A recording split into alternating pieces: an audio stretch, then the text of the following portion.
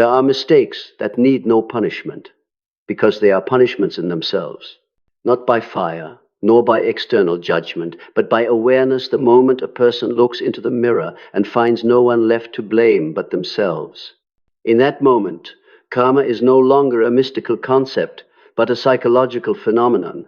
The soul is forced to hear the echo of its own actions.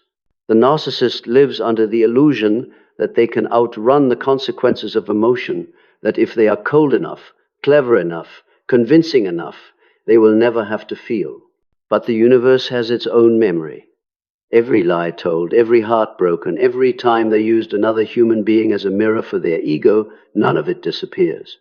It merely sinks into the unconscious, waiting for a moment of silence to rise again. Carl Jung once wrote, "The shadow is not a moral problem. It is a psychological reality, and it does not vanish by being denied. The darkness they reject is not out there. It lives within them, like a restless spirit that cannot cross over. And when you, the one who once illuminated them with love and truth, walk away in silence, that light goes out. With no one left to reflect upon, the darkness begins to see itself. That is the beginning of the haunting. No one is haunting them, not you, not any supernatural force. What haunts them is the truth unacknowledged, the fragment of their own soul they betrayed when they betrayed you.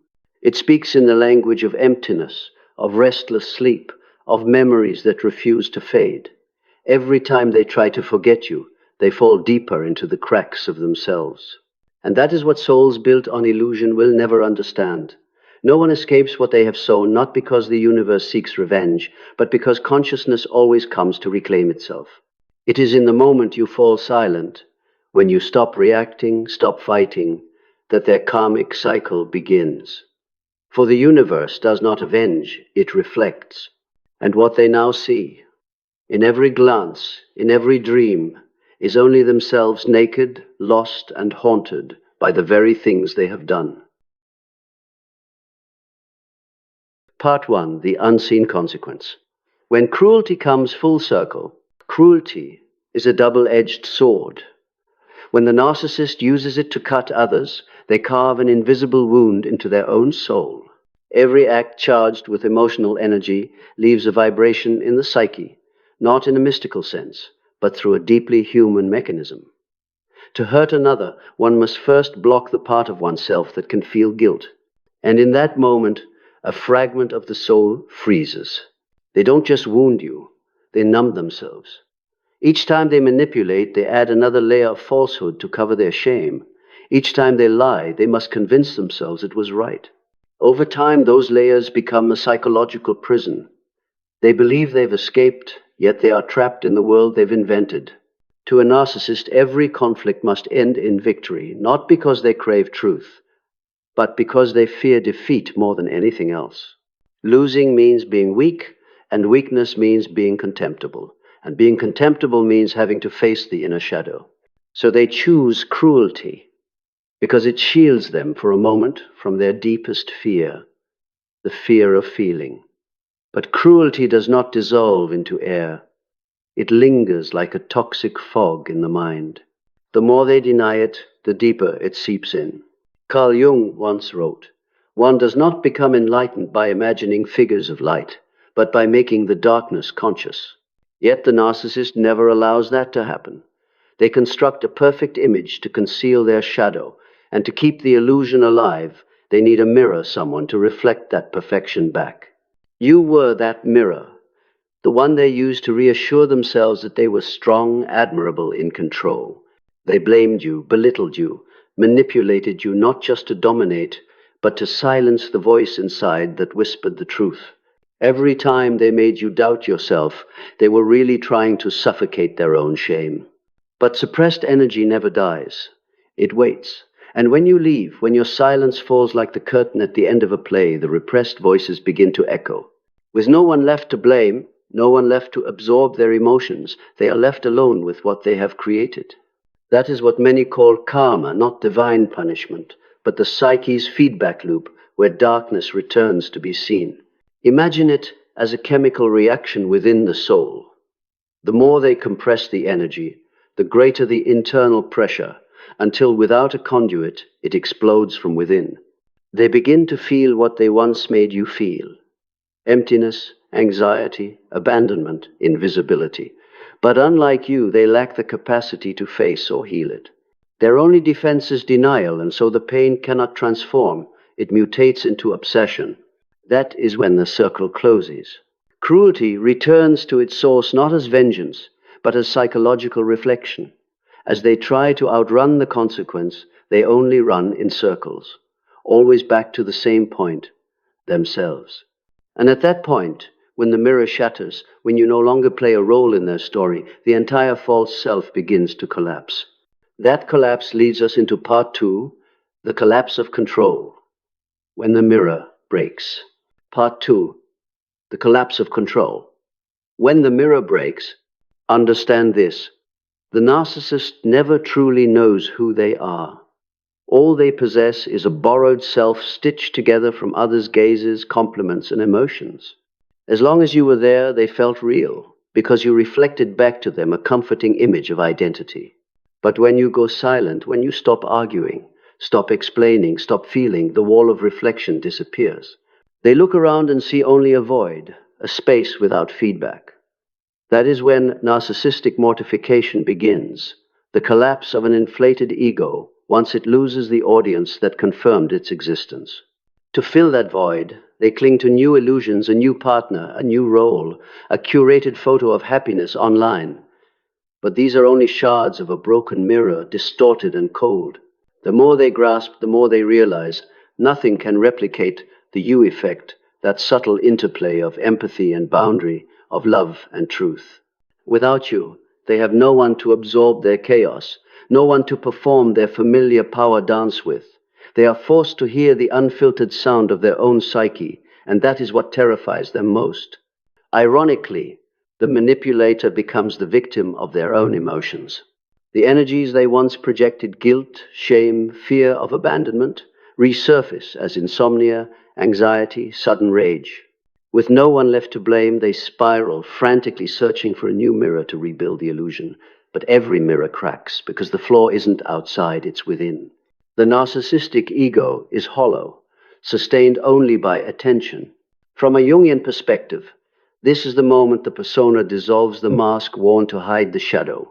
When no one believes the performance anymore, they can't believe it either. And when the mask falls, what they see isn't a real face, it's a void that has never been shaped. That emptiness is the pain they once made others carry. Now it returns, demanding to be felt. Yet instead of turning inward, they run again to another person, another story, another illusion. The cycle restarts, only now faster, harsher, more desperate. Each round grows weaker, because the energy sustaining the mask is depleted. Meanwhile, the image of you, the one who once reflected a glimpse of true existence, remains. It lingers like a ghost of truth they can't erase. And here begins the real haunting, not of love, but of lost control. You have become the one thing they cannot manipulate, define, or forget.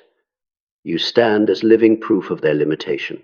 And nothing is more excruciating to a narcissistic ego than realizing that something in the universe in you lies forever beyond its control.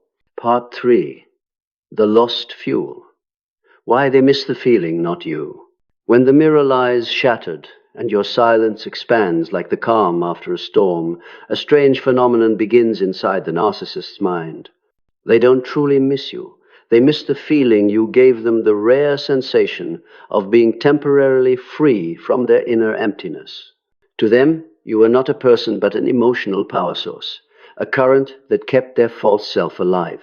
At first, they're confident they can replace you. A new face, a new voice, a new believer in their story. They call it love, but it's merely fuel replacement, a transfusion for the hungry ghost. Yet as weeks and months pass, they sense something is missing. The new energy feels shallow, repetitive, predictable, no depth, no genuine reflection. And then comes the horrifying realization: you were a different kind of supply. You didn't just give them attention, you gave them humanity. When you listened, forgave, spoke from your heart, you didn't mirror the image they wanted to see.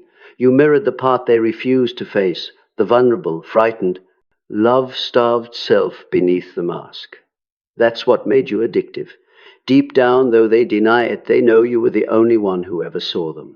But because they can't sustain what's real, they destroyed it.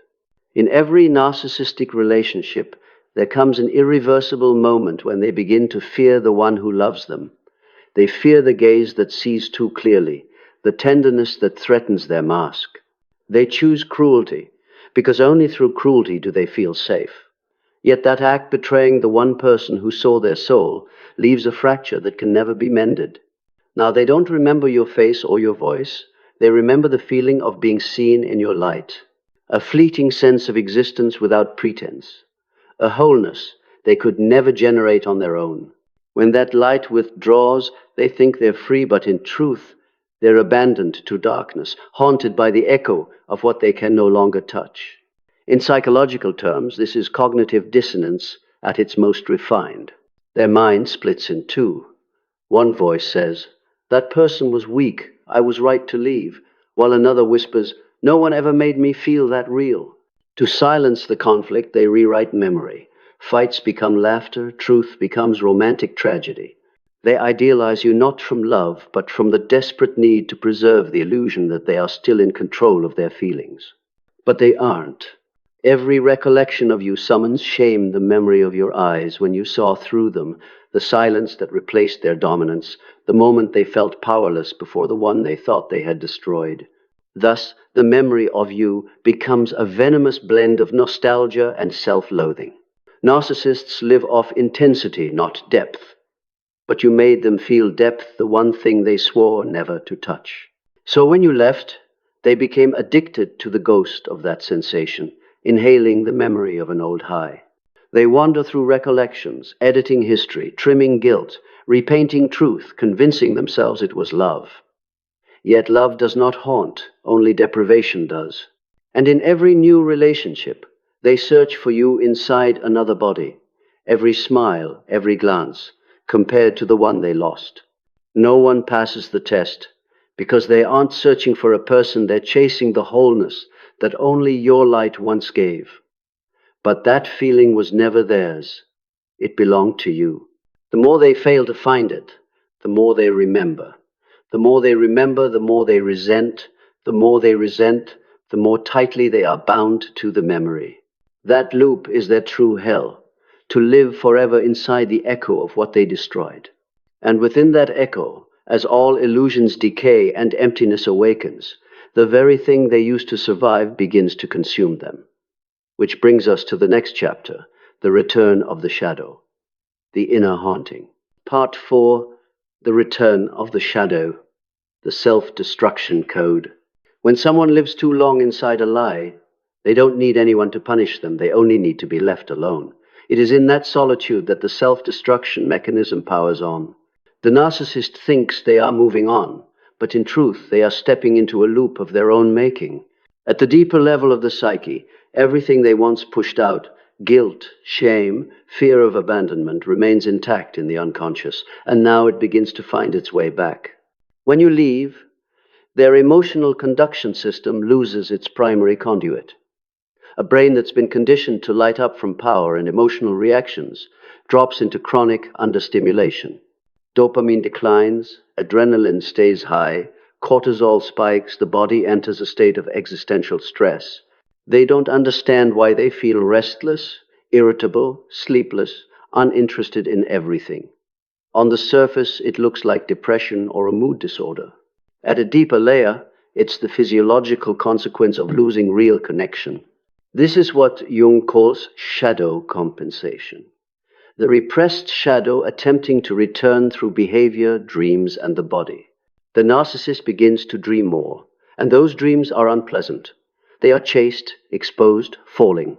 In waking life, they grow reactive and volatile at seemingly harmless reminders.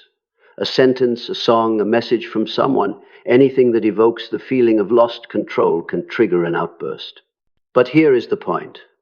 The explosion no longer shoots outward. It turns inward.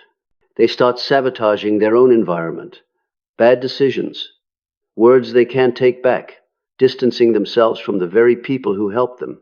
One part of them still believes they are in control, but another part, the part starved for too long, is trying to smash the old system to break free. That is, the shadow rising. It is not an evil spirit. It is a conscience imprisoned for too long. And when released, it isn't gentle. It is violent, because it carries all the emotions that were suppressed. If you hear them say, "I'm fine," look closer. A calm face with clenched hands, a half smile with eyes that carry no light. These are the signals of someone living in two layers of self, one still performing, the other collapsing. They begin to lose affect congruence. Lying becomes harder, because even they no longer believe their own script.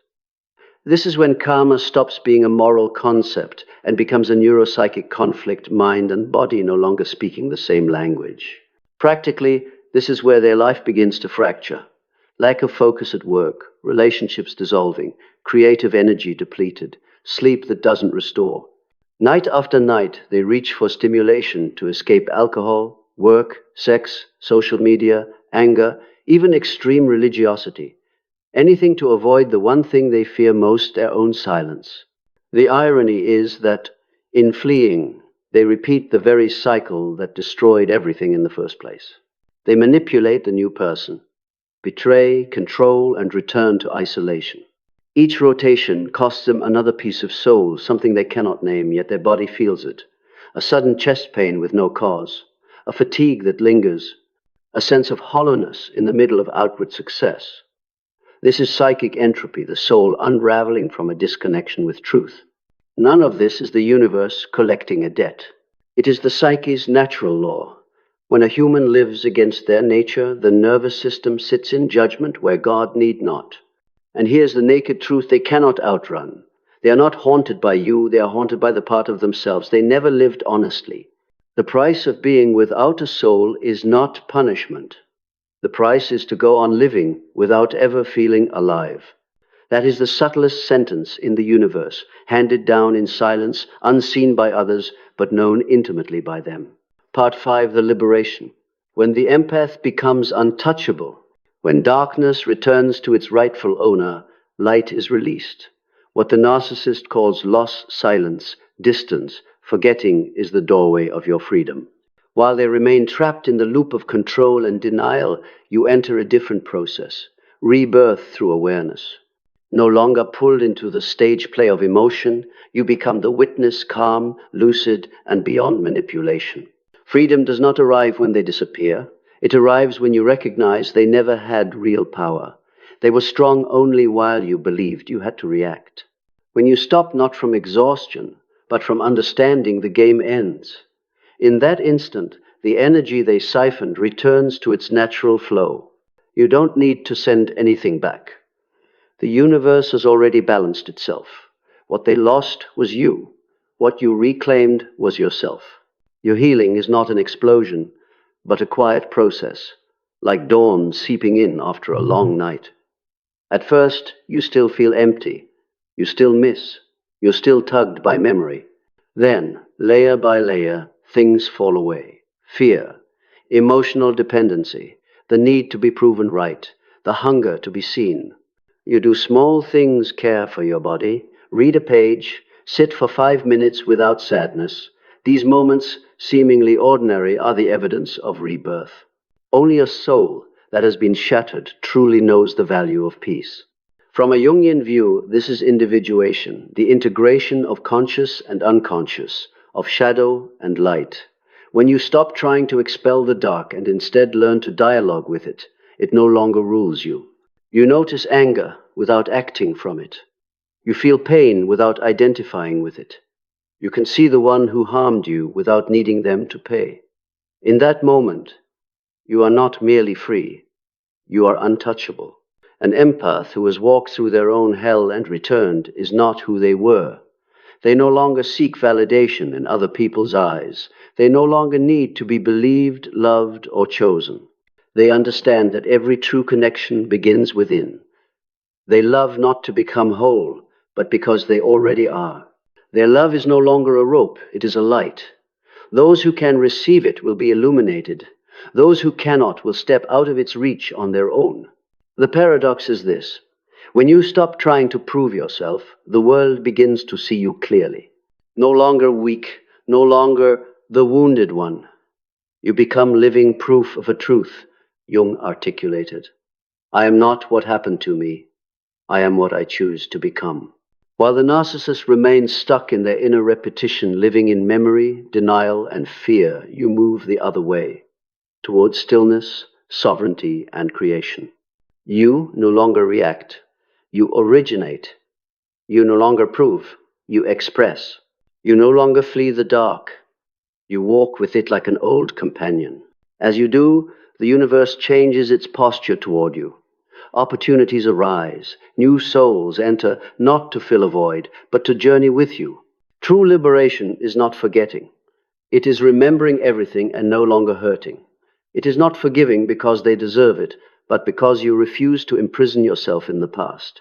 It is not defeating them, but stepping beyond a game where the only outcomes are winning and losing. Freedom doesn't live in their promises. It lives in your breath, where no one's permission is required for your peace. And this is the most beautiful paradox of the journey. They are haunted by what they have done. You are guided by what you have understood. They live in recollection. You live in awareness. They are bound in darkness. You learn to walk through it, carrying the light of truth. Not everyone arrives here. But if you are reading this, you have crossed the land where love was distorted and still chose to keep your kindness. That does not make you weak. It makes you rare. And for such rare souls, the universe speaks a private language, not of revenge, but of witness. You don't need their remorse. Life will take care of that. You need only to keep living slowly, brightly, deeply. In doing so, you liberate not only yourself, but the world from one more turning of the wheel of repeating darkness. There will come a day when you wake and realize you no longer think of them with pain, but with stillness. No more why, no more craving to be understood, acknowledged, remembered. Because you understand now, some endings do not require apologies, only growth. Some stories do not close with regret, but with the knowing that you have outgrown them. The narcissist will keep spinning inside the illusions they built. They may laugh, love, and reconstruct a world that looks perfect, but behind the curtain they know what they lost will never return. Not you, but the capacity to love in truth. They are haunted not by your image, but by the absence of their own soul. That is karma, not as punishment, but as an unavoidable reflection. As for you, you don't need to look back for proof that they paid. Your very indifference is proof enough. All the energy you once lost has returned clean, clear, stronger than ever. You no longer seek justice in another's pain, but in your own peace. And that is the only victory that matters. Jung said, "The privilege of a lifetime is to become who you truly are." You have walked through fire, through the masquerade, through another's darkness, only to discover none of it was meant to destroy you. It was meant to lead you home. You have not merely left a narcissist. You have left behind an old version of yourself, the one who mistook compassion for obligation, who believed love must be proven by suffering. Now you know love needs no theatrics to be profound. It only needs honesty. Peace is not a reward. It is the natural state of a soul no longer dragged into power games. And when you arrive at that peace, the universe opens a new door, not for revenge, but for rebirth. So carry no resentment. Carry awareness. Do not try to make them understand. Make sure you remember. Remember that you survived, you awakened, and you turned the story that once broke you into a torch for others. The narcissist may still be haunted by what they did, but you have learned to live beyond what they made you feel. That is the difference between the one swallowed by darkness and the one who turns darkness into light. Thank you for walking this road with me. If what you heard today touched the deepest part of you, keep it not as advice, but as a reminder. You do not need anyone to know your worth. You need only yourself awake and free. Keep walking in the light of truth, for there, no one can touch you anymore.